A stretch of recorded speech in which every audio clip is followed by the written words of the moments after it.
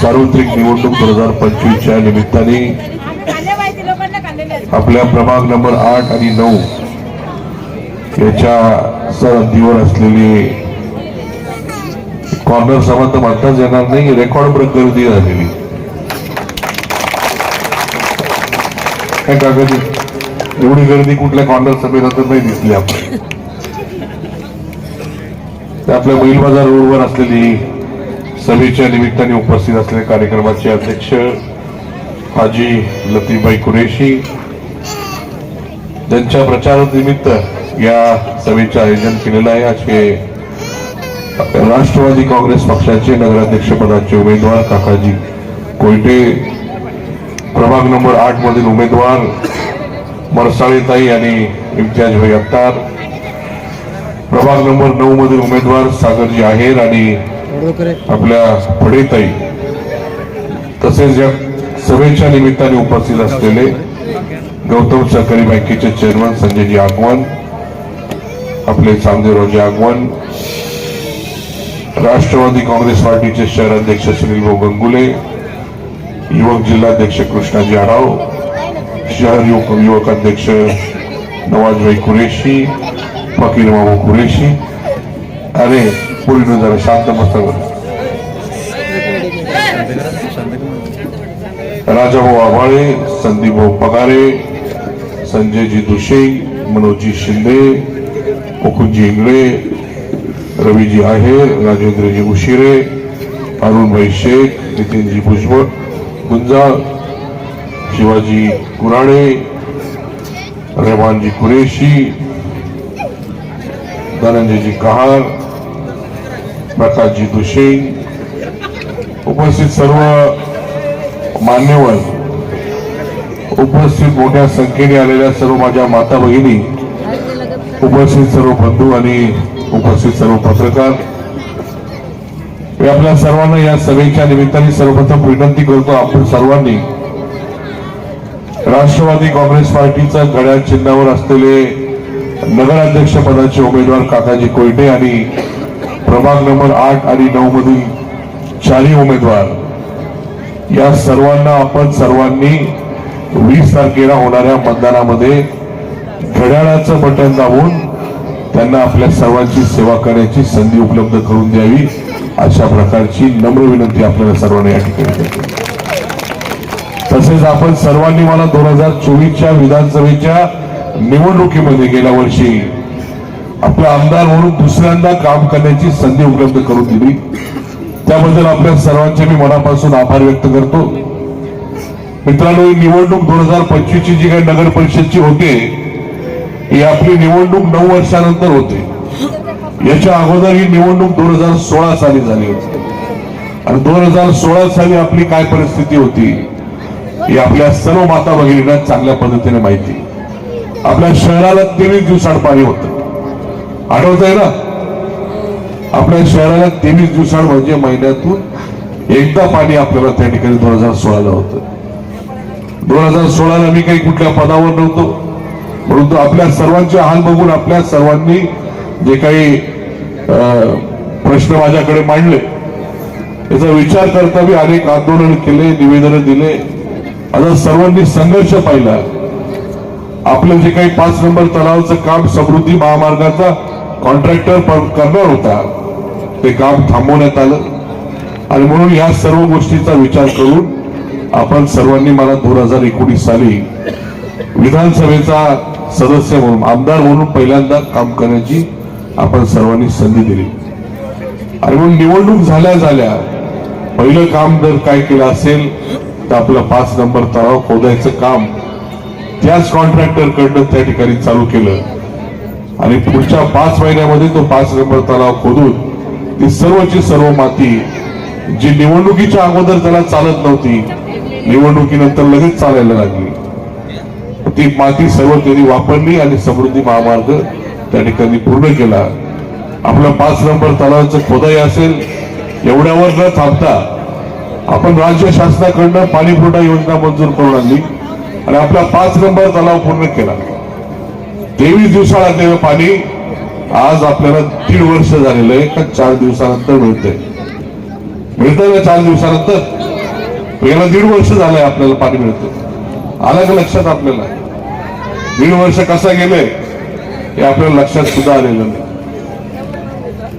गेल्या 40 वर्षाचा हा प्रश्न आहे आणि आपल्याला सवय साठवायची लागलेली. आज सुद्धा 4 दिवसानंतर पाणी आल्यानंतर तुम्ही 10 दिवसाचं साठवून राहिले. साठवता का 10 दिवसाचं? मागचं पाणी फेकून द्यायचं, पाणी आलं का लगेच पुढचं 10 दिवसात साठवायचं, परत 4 दिवसाला तोच कार्यक्रम. बरोबर आहे का? म्हणजे सवय मोडता मोडता वेळ जाणार आहे आणि 40 वर्षाची सवय आपल्याला होती. ही सवय मोडण्यासाठी ज्या वेळेस आपलं रोज पाणी होईल, तुमची मागणी नाही मला माहिती, तुम्ही म्हटले 4 दिवसांनी येते बस झालं, आम्हाला काही जास्त नको. बरोबर आहे का? तुम्ही याच्यामध्ये मध्ये समाधानी आहात ना? आपल्याला रोज पाणी करायचंय. त्यासाठी आपण 5 नंबर ज्या पद्धतीने पूर्ण केला, त्या योजनेमध्ये आपले 1 ते 4 तलाव सुद्धा त्याच्यामध्ये कामं करणं अपेक्षित होतं. ते कामं जे काय होणार होते त्याच्यामध्ये 1 ते 4 तलावाचं गाळ काढणं असेल, त्याला कागद टाकणं असेल आणि तो कागद झाकणं असेल, एवढेच कामं होते. ते 4ही तलावाचे कामं आता जर केले असते वर्षभरामध्ये, तुम्हाला आज सुद्धा रोज पाणी देता आलं असतं. परंतु नुसता आजचा प्रश्न आपल्याला महत्वाचा नाही, पुढचे 50 वर्ष आपल्याला पाणी टिकलं पाहिजे रोज देण्यासाठी, एवढी साठवण आपल्याला त्या ठिकाणी करायची. आणि म्हणून 5 नंबर तलाव आपण 30 फूट खोलीचा केला, कॉन्क्रीटचा केला. त्याच पद्धतीने 3 आणि 4 नंबर तलाव आपल्याला कॉन्क्रीटचे करून 30 फूट खोल करायचे, जेणेकरून पुढच्या 50 वर्षाचं साठवण आपल्याला त्या ठिकाणी राहील. आणि 1 नंबर आणि 2 नंबर तलाव या ठिकाणी सोलर पॉवर प्लांट करायचा. जो काही विजेचा खर्च आपल्या नगर परिषदेला येतो तो सगळा पाणीपट्टीच्या रूपाने आपल्याकडनं वसूल केला जातो. आणि विजेचा खर्च कमी व्हावा, आपली पाणीपट्टी कमी व्हावी, या उद्देशाने आपण सोलर पॉवर प्लांट त्या ठिकाणी घेतलेला आहे. पुढचे 50 वर्ष साठवण क्षमता असलेले तलाव त्या ठिकाणी उभारायचे. मी म्हातारा होईपर्यंत तुम्हाला रोज पाणी मिळत राहील एवढी त्यांची तरतूद करून ठेवायची. आणि हे सगळं काम पुढच्या 3 वर्षामध्ये मला करायचं. पाण्याचा प्रश्न असेल किंवा भुयारी गटारचा प्रश्न असेल, आपली भुयारी गटारची योजना मंजूर झालेली आहे, त्याचं काम आता चालू होणार आहे. ते काम पूर्ण झाल्यानंतर आपल्या सगळ्या गटारी भुयार होणार आहे. अंडरग्राऊंड गटारी तुम्हाला कुठे ओपन गटारी दिसणार नाही. हे सर्व पाणी जे काही सांडपाणी त्या गटारीमधून वाहतं, ते पाणी आपले जे काही जुनं बाजारतळ आहे त्या ठिकाणी त्याच्यावर प्रक्रिया केली जाईल आणि ते पाणी स्वच्छ केलं जाईल. आणि ते पाणी पिण्याचं सोडून सगळ्या कामाला वापरता येईल. शेतीला वापरता येईल, बांधकामाला वापरता येईल किंवा आपल्या पवित्र गोदावरी नदीमध्ये ते सोडता येईल. अशा पद्धतीचा प्रकल्प हा भुयारी गटारचा त्या ठिकाणी होणार आहे. आपले रस्ते असतील तर सगळे प्रमुख रस्ते आपण एकदा करून झालेले, परंतु हे सगळे डांबरी आपण केलेले. मला हे सर्व रस्ते कॉन्क्रीट करायचे आणि म्हणून तो सुद्धा प्रस्ताव आपण शासनाकडे दिलेला आहे. कॉन्क्रीटचे रस्ते, बाजूला पेविंग ब्लॉक, म्हणजे आपल्याकडे धूळ जी होते ते 0% कशी होईल याच्यासाठी हे सर्व नियोजन आहे. आणि या 3 गोष्टी बेसिक आहे, मूलभूत गरजा आहे. या सर्व गोष्टी तुम्हाला मिळायलाच पाहिजे. आपल्या देशाला 80 वर्ष होणारे स्वातंत्र्य मिळून आणि अजून पण आपण पाणीच भरतोय. काय चाललंय? एवढे प्रश्न आपल्या या ठिकाणी राहिलाच नव्हते पाहिजे.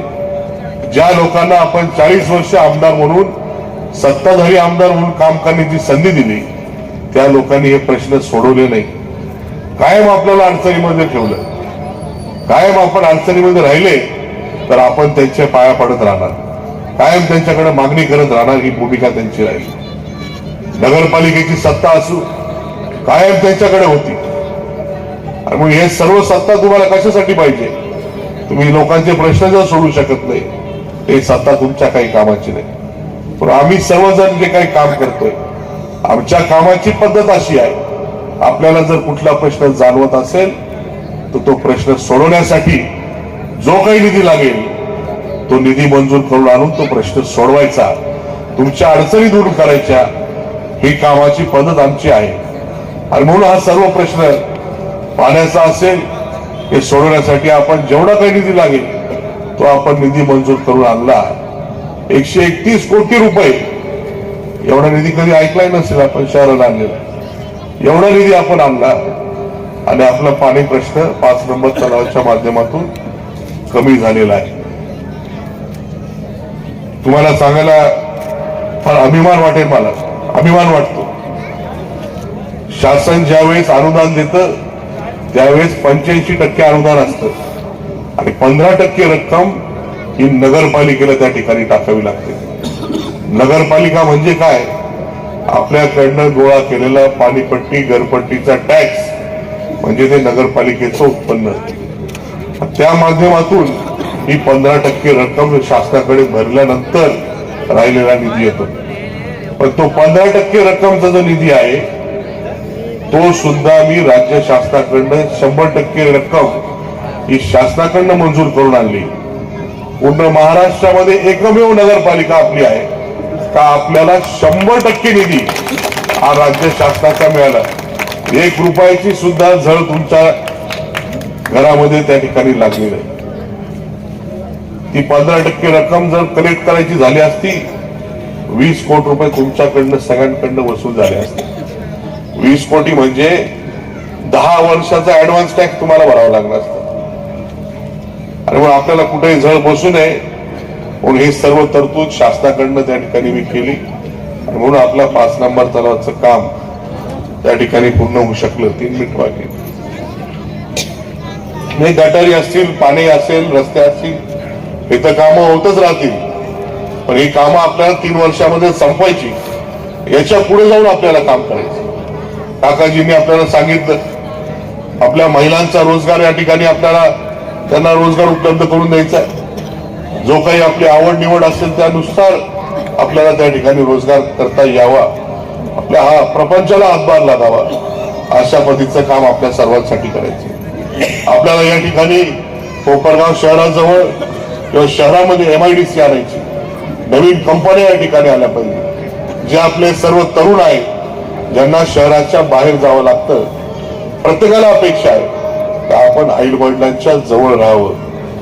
आई वडिलांच्या आजारपणामध्ये म्हातारपणामध्ये त्यांचा आधार म्हणून राहावं. आपला प्रपंच आपल्या गावामध्ये करावा. दुर्दैवाने या ठिकाणी रोजगाराची संधी तेवढ्या प्रमाणामध्ये उपलब्ध नाहीये. आपण या सर्व गोष्टीसाठी आपल्याला काम करायचं. आपले मुलं या ठिकाणी शिकले पाहिजे किंवा त्यांना काम मिळालं, त्यांच्या हाताला काम मिळालं पाहिजे. त्यांचा प्रपंच या ठिकाणी झाला पाहिजे. जिथं त्यांचा जन्म झाला तिथं त्यांना रोजगार मिळाला पाहिजे. यासाठी मला काम करायचंय. आणि म्हणून यासाठी आपल्या सर्वांना माझी विनंती, मी जे काही निधी या ठिकाणी आपल्या या शहरासाठी मंजूर करून आणणार आहे तो तर मी करून आणणारच आहे. परंतु आपल्या हक्काचा नगराध्यक्ष नगरसेवक आपल्या शहरामध्ये आपल्या प्रभागामध्ये नसला तर मी आणलेला निधी ते लोक खर्च करणार नाही. तो 4 वर्ष तसाच पडून राहील. आणि ज्या वेळेस विधानसभेची निवडणूक 2029 या ठिकाणी आपल्या राज्यामध्ये लागेल त्यावेळेस तुम्ही मला विचारणारच, नाही बडबड झाली तुझी, काय कामं केले सांग बरं, बरोबर का नाही? आणि म्हणून माझे काम मी प्रामाणिकपणे पार पाडणार. मी माझी जबाबदारी प्रामाणिकपणे पार पाडणार आहे. जो काही निधी लागेल तो मंजूर करून आणणार आहे. पण माझ्या हक्काचे नगराध्यक्ष नगरसेवक जर नसले तर ही कामं त्या ठिकाणी होणार नाही. हे कामं रखडवण्याचं काम या ठिकाणी नगरपालिकेच्या माध्यमातून होईल. आणि म्हणून माझी आपल्या सर्वांना कळकळीची विनंती आहे, सर्वच्या सर्व नगरसेवक आणि नगराध्यक्ष आपण सर्वांनी घड्याळ चिन्हाचे निवडून द्यावे एवढी विनंती आपल्याला या ठिकाणी करायला मुद्दामून आलेलं आहे. आता जबाबदारी आपली आहे. ज्या पद्धतीने आपण सर्वांनी मला पुढचे 4 वर्ष आमदार म्हणून काम करण्याची संधी दिली, 4 वर्ष तर राहिले नाही माझे, 4 वर्षानंतर निवडणूक होणार आहे. पण ही 4 वर्ष तुम्ही मला जबाबदारी टाकलेली आहे. त्याच पद्धतीने नगरपालिकेची 100% जबाबदारी माझ्यावर टाकावी आणि पूर्णपणे जबाबदारी माझ्याकडे दिल्यानंतर कसे कामं होत नाही मी पाहतो. त्या ठिकाणी पूर्ण कामाची जबाबदारी माझी राहील. जर नाही झालं तर 29ला मत मागायला येणार नाही.